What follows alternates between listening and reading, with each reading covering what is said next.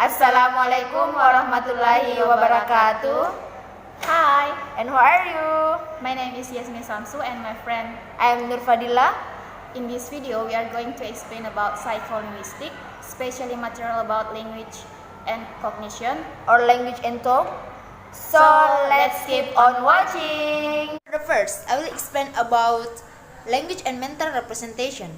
Mental representation or cognitive representation in mind philosophy, cognitive psychology, neuroscience, and cognitive science is a hypothetical internal cognitive symbols that represent external reality or a mental process that use such symbol. Formal system for getting entities or certain types of information explicitly, along with specification about how the system does this. Mental representation is mental picture of things. They are not actually in the sense. In contemporary philosophy, especially in the fields of metaphysics such as philosophy of mind and ontology, mental representation is one of the applicable methods for explaining and describing the nature of idea and concept. Mental representation or mental image allows to represent things that have never been experienced and things that do not exist. Think of yourself traveling to a place you've never visited before, or having a third arm. These things never happen or are impossible and non-exist.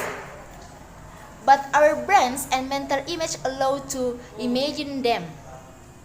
Although visual imaging is more likely to be remembered, mental imaging can involve representation in one of the sensory modalities, such as hearing, smell, or taste.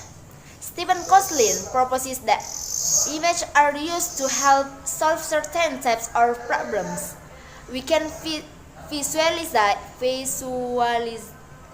the object in question and mentally represent the image to solve it.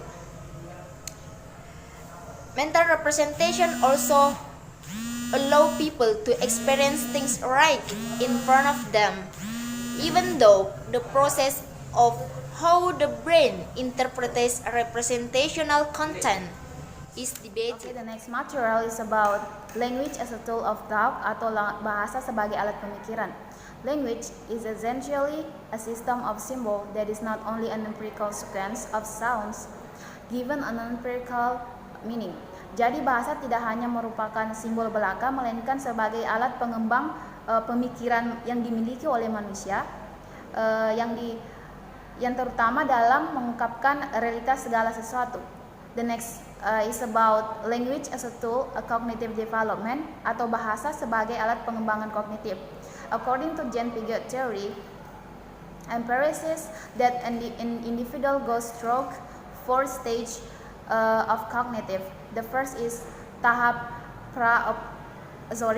tahap sensoromotor, itu umur 0 sampai 2 tahun. Kemudian yang kedua itu tahap pra-operasional, umur 2 sampai 7 tahun. Kemudian yang ketiga itu tahap operasional konkret, umur 7 sampai 11 tahun. And the last, tahap operasional formal, itu umur 11 sampai hingga dewasa. Jadi menurut Jean Piaget itu perkembangan bahasa yang dimiliki oleh setiap individu itu dipengaruhi oleh perkembangan kognitifnya. Another theory about language and cognitive or language and thought, it from Lev Vygotsky.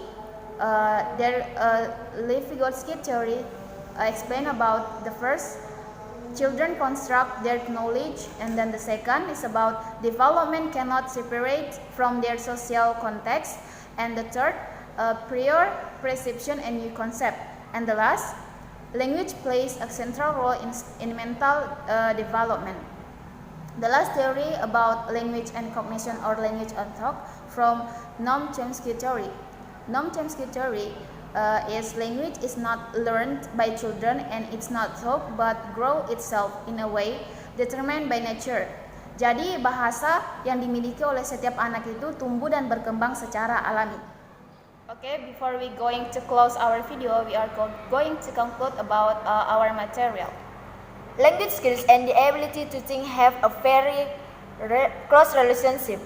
Therefore, it's not only communication tool, but it's used as a tool of thinking.